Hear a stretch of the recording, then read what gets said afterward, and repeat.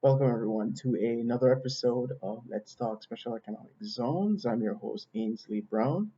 Today's episode, we're going to discuss investing in a special economic zone sports cluster. Now, sports are an indelible part of human society, human culture, human history. We either like playing, watching, or both sports of various kinds throughout history and in various cultures and societies, sports play a role of bringing people together and creates a sense of community and a sense of harmony. Sports are a part of what they call the orange economy, which is a collection of sports, creative and cultural industries. So, special economic zones being a designated area where trade laws and other types of laws may differ from the rest of an economy and are used by governments worldwide to attract investments will naturally lend itself to a sports cluster. So, but I will say that it will vary. So no two clusters are necessarily going to be exactly the same. So, what are some of the things that could happen in a sports cluster? Firstly, there is manufacturing of apparel, the different types of gear, shirts, t-shirts, shorts, and so forth. There's also different types of equipment, sports equipment, whether it's clubs or bats and things like that, and even electronics such as wearables that are part of sports. And one of the things I should say when I speak about sports, I don't just mean professional sports. It can be amateur sports as well, because that's also big business.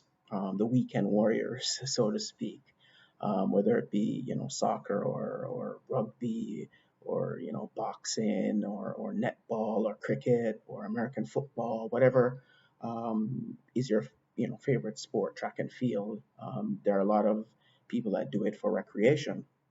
So in terms of a cluster, there's different things. So there's those sides of things. There's also services that can be offered to professional teams or even amateur teams where there are many sports. If you look at North America, for example, there's hockey, professional soccer, professional baseball, professional basketball, a range of sports.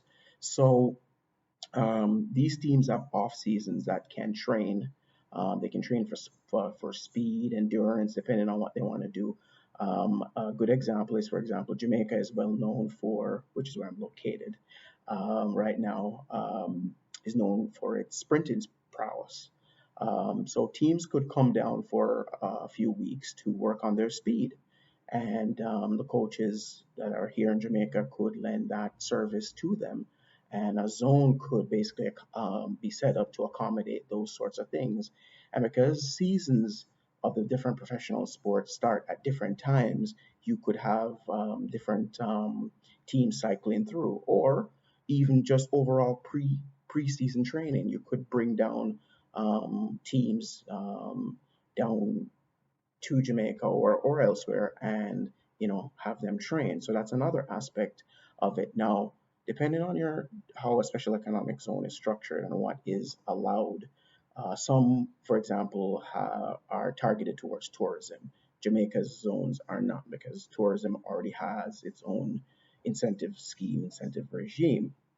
But others around the world have tourism as a focus, and that can be part of what you attract. So the zone could also have hotels that are specifically geared towards sportsmen and sportswomen, or just whether amateur or professional. So that's another aspect of the zone that can be there.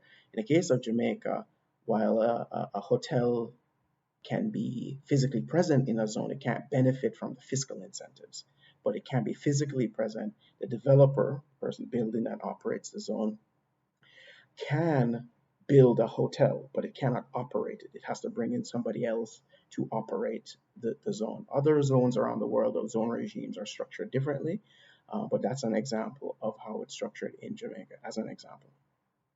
Another part of sports is, of course, wellness. The wellness industry is a growth industry, and COVID, even during the COVID-19 pandemic, especially during the COVID-19 pandemic, that was a growth industry.